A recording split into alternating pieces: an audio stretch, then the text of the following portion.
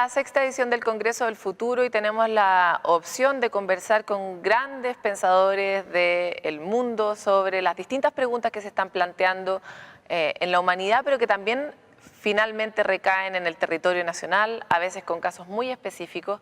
En esta oportunidad tenemos una gran experiencia de poder compartir, por un lado, con Mario Pino. Él es geólogo y ha sido la cara de este hallazgo de Monteverde, que ha estado instalado en la palestra nacional y que de alguna forma plantea o hace nuevas preguntas sobre cuáles son las ideas que tenemos de cómo se pobló el continente. Tenemos también a Richard Fariña, él es paleontólogo uruguayo, y él ha trabajado también en esta misma materia en su propio territorio y también tiene estos mismos cuestionamientos. De alguna forma vamos llegando a ideas similares sobre que los temas establecidos no pueden ser verdades infinitas, ¿verdad?, que nos determinen. Y también estamos con Bruno David, él es doctor en paleontología, pero también dirige el Museo de Historia Natural en París. Thank you very much for being with us here in Los Encuentros del Futuro, which is a program in the mark of the Congreso del Futuro. Thank you. Very pleased to be here. We want to start talking about all what we talked recently, like, are we living a new extinction? Are we really in front of this process? Can we do something to stop it? And what is your point of view? Are you positive or are you very afraid of what future looks like? Richard? No, not necessarily. The future will come anyway, so there's no point in being afraid. It's like a tsunami. Well, precisely. What do you do when you are in a tsunami alert? You say each other, I love you. Yeah. Well, yeah. I love you, and you stay. You stay. No, I try to reach a high point It depends on when from which to look at the forces of nature in all its romantic strength. And well, this might be the point. This might be the situation. The first thing we have to do before a crisis coming is understanding it. And precisely, we paleontologists, we people that work from the past, are those that have, perspective, a wide view, a wide perspective of the whole process along the deep time. And then, if there's something to learn from the experiences from all the collections of futures we have in the fossil record, we could do something about our own future and not being victims of our success. Do you think, what kind of lections can we take from the past, those collections of futures, do you think, Mario? First, I am not the face of Monteverde. I am only the geologist. Yeah? I'm just a journalist, so only please the geologist, yeah? with... It's very difficult to make a comparison because the scale of the time. That is the key point, I think. Because the geological time is very difficult to see little events, 100 events, like 1,000 events, 10,000 events. When we are in the Permian, 200 million years ago, there is no frame, no window to look in detail what happened. Then it's very difficult to make a comparison. Second, unless you are in that time. Second, I mean, like as human, not a geologist. There is two different kind of problems. One is ethics, represented by one slide, a very big US citizen over the earth, yeah? That is ethics, yeah? In relation with climatic change. And the another thing is, if we go in the climatic change to warm climate, we have, as human, the experience in the past of some events and nothing is happening. in the Roman time was an optimum climaticum. In the medieval time, in London was the possibility to produce wine in this time. Groenland is Greenland. Yeah, the Vikings have some kind of plant sculptures in Groenland in times recent. Chile is a very special situation because it's a long country, and we know from the pollen studies in the recent past that when the warm came, the ecosystem, the forest ecosystem changed the position. Mm-hmm. They don't become extinct. Yeah, but one day they're going to be like really in the south and then fall into the sea. When it's cold. Or not. When it's cold, the Valdivian rainforest came to central Chile. Yes. And the North Patagonian rainforest came to Valdivia. Yes. Like the time of Pilauco. And right now we're kind of living that also, but one day we won't have all the climates we have already, don't we? I mean, are we losing something or just changing? Should we be like waiting and watching, or do we have to do something? What do you think, Bruno? I think that we have to do something because we are experiencing a big change. But as you said, for the polar system, for example, they cannot go further north or further south. They are in a trap. Donc, those systems may disappear. But for me, what is very important is not also the magnitude of change, but the speed of a change, including for climatic change, for the use of lands, for the exploitation of resources, and so on. The speed matters, and matters much more than the magnitude itself. Because the Earth experienced, for example, for climate, very different climate, much warmer than today. But the transition from a cold climate to a warm climate, or from a warm climate to a cold climate, was always relatively slow by comparison to what we experience today. Mm-hmm. And the problem is that we are absolutely not sure, or we are pretty sure, that the biosphere cannot always support such a rapid change. Of course, the species can migrate. That's the most evident thing. Mm-hmm. They can change the way the time of they make flowers for plants and so on. But if you think about plants, they cannot move so fast. Mm. We have had a big study at the museum in Paris about the move toward the north, the northern hemisphere, of butterflies and birds. And we discover that butterflies are migrating north much faster than birds. It's a bit strange, because we think a bird is flying faster than a butterfly. But according to population change, the butterflies are moving north faster than birds. So you see, the question is relatively complex. And for some organisms, they cannot follow the drift of the climatic belts. So butterflies are going to survive more than birds. Exactly. That's the conclusion. Exactly. That's why in your presentation you talk about how many birds have we lost in last year or last 30 years. Last 30 years in Europe.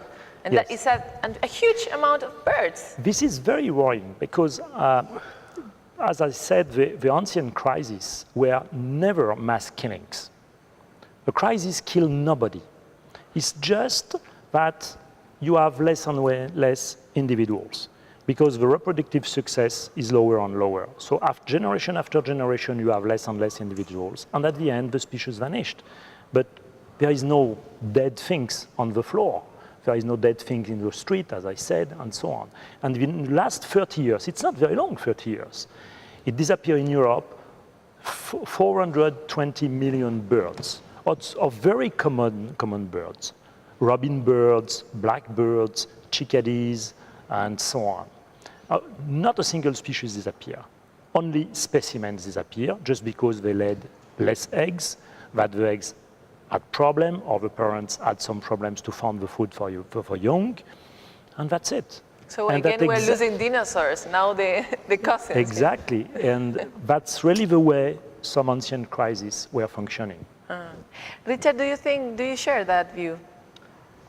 In many ways, yes, but I wanted to add that the speed of change in some cases might have been like today's, only we haven't got the record. For instance, at the end of the last glacial maximum, the sea level came from 120 meters below the current level to 1 meter or something above the current level in a few centuries. So there might have been some of intervals of time in which the climatic change might have been as fast as today. But what we know is that that climatic change went through and reached this enormous difference between the sea level at the beginning and the sea level at the end. And we are predicting that the sea level could rise 1 meter, 1.5 meters in the near future, in the near centuries. But we haven't got, of course, that certainty. And in more recent times, about 4,000 years ago, for instance, the sea level was 4 or 5 meters above the current level. And why this didn't yield a crisis in biodiversity? Well, because we weren't there. This successful species, so well depicted by Bruno's picture, Bruno's slide. I think that the loss of species is due to many reasons, and only one of them could be climatic change, which, on the contrary, might be a problem for humans. Because as far as I can see it, if there is more energy in the ecosystems, there is more productivity, actually. What's not allowing the ecosystem to adapt to this new, richer reality? Us. Us, through, and that loss of birds he mentions is due most likely to invasion of habitats, to direct hunting, to pesticides, to many. You also think that? Yeah. Many That's the use of aspects. plants. You destroy the edges, you destroy the possibilities for birds to have a nice nets at the right place, and then you have less and less birds. Yeah, of course. So climatic change shouldn't be a big trouble if we weren't in the middle. Okay. Let's gonna make a pause and then we return, because I think that you are different to them in the view of Okay. your opinion. Am I wrong? That's good for science. No, what's interesting. Of course, it's another scale. Vamos a parar un segundo, vamos a una pausa y ya volvemos. Y ya volvemos con el siguiente bloque hablando sobre esto, nos vamos a extinguir o no, importa o no tanto, son temas súper interesantes en este Congreso del Futuro. Volvemos enseguida.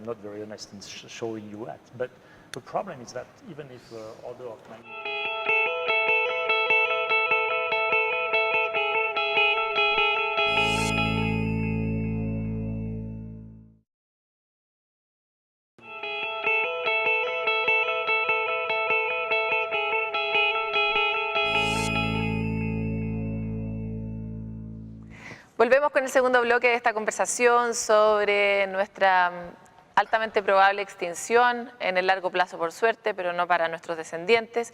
Y queremos retomar lo que estábamos conversando al final del bloque anterior y darnos cuenta que de alguna forma aquí estamos sentados con distintas perspectivas.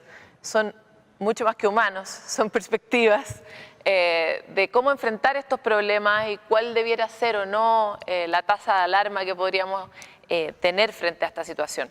So Mario, we feel like you're not really in the same tone of your partners here about what is our role here in this extinction. It's not a scientific problem.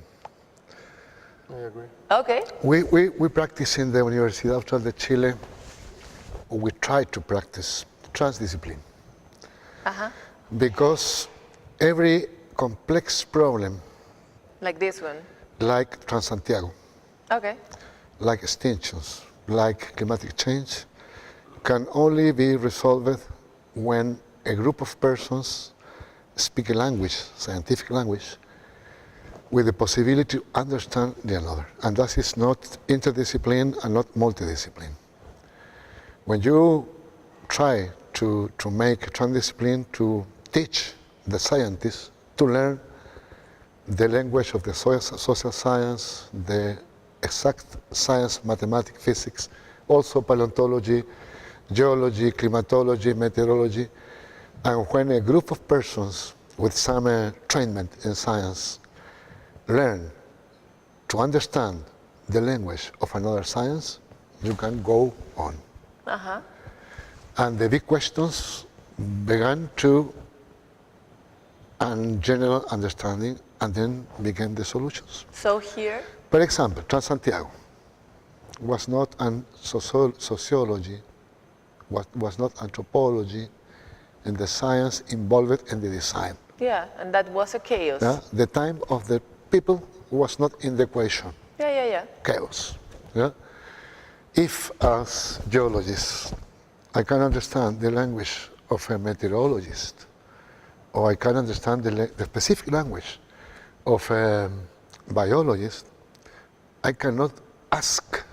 That's the problem. I cannot ask a question because I don't know the key words of the science, or the key ideas of the science. So what's the question here? The question here, talking about the general question transdisciplinarity. is climatic change the reason of the next extinction? That is the question. Yeah. But What we have would a you say? lot of information in little parcels, yeah, and not all the people speak together. Yeah, in the scientific papers are so high degree of specialization that the people on the paleontology don't read the papers on high physics.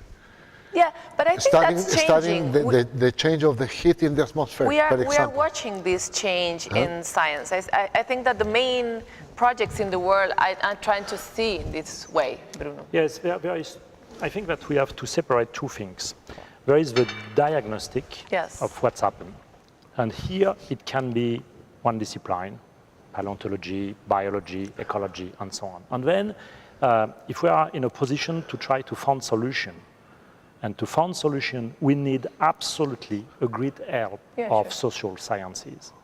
Because without social sciences, we will never have a good solution. So we need the diagnostic from natural sciences, and then the help, great help, even probably the majority, from social sciences, because they are important. It's exactly, I'm sorry, but it's exactly what we did in the Museum of Paris, where we created very recently, 1st of January of this year, a new department called Man and Environment, mixing people from life sciences, anthropologists, ethnobotanists, and so on, with people from natural history sciences, in order to try to build up something leading to maybe to a solution. I was thinking about this.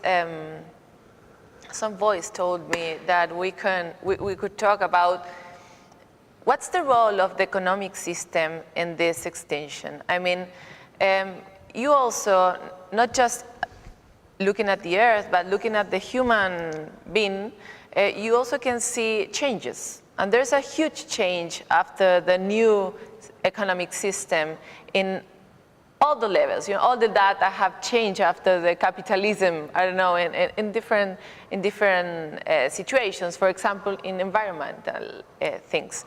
What do you think is the role of this system in the extinction? Do you think that we can have any hope if we change the system? No, I think Richard was right. The system is good if we are 100 million people on Earth. You said that before. In a way, I might. Could I add something about the previous thing? You can do whatever you want because we are in a free world. You're sure? No, because Yeah. And that's not just America. We are in a free world anyway. No, I can't agree more about the need of disagreement. This is basic to science.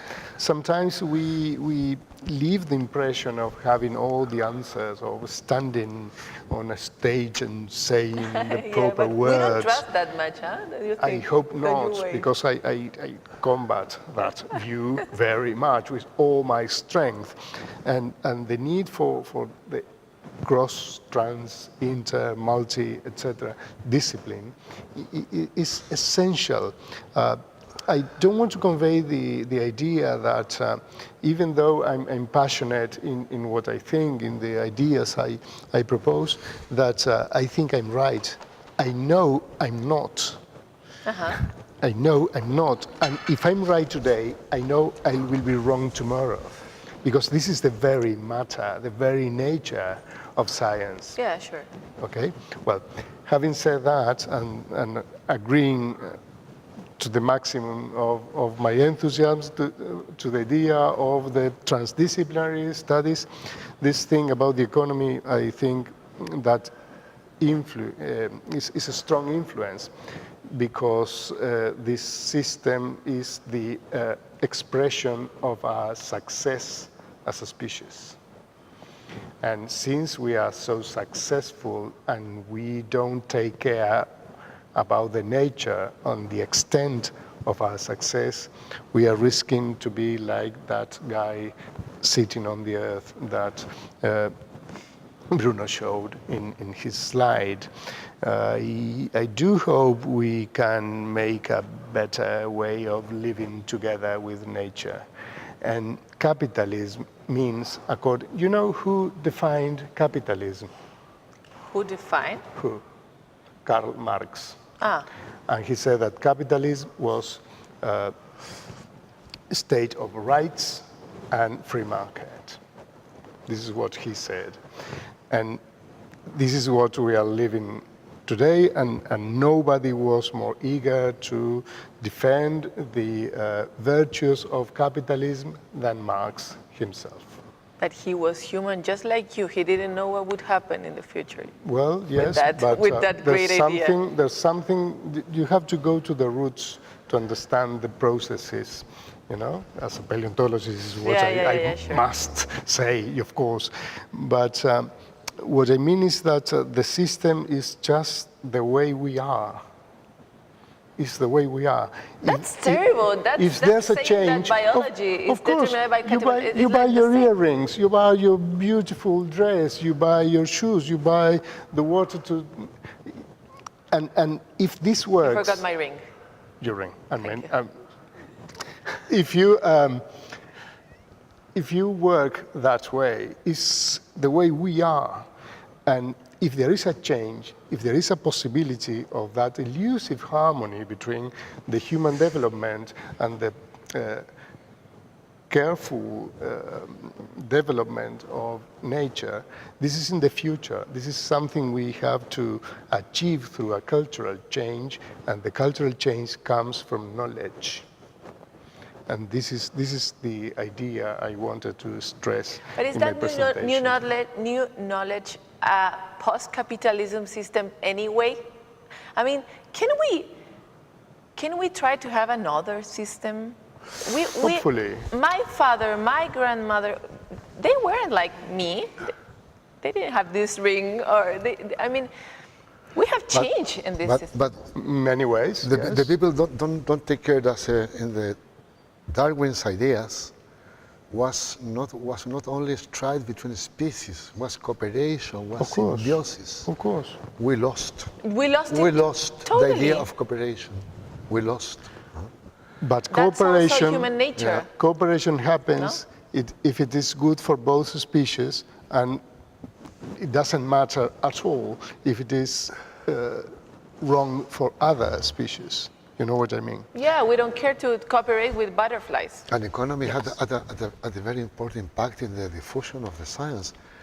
If I will read a paper, I must pay for a paper. I must pay. You tell me later. The university in Chile pay millions to obtain some databases, not all.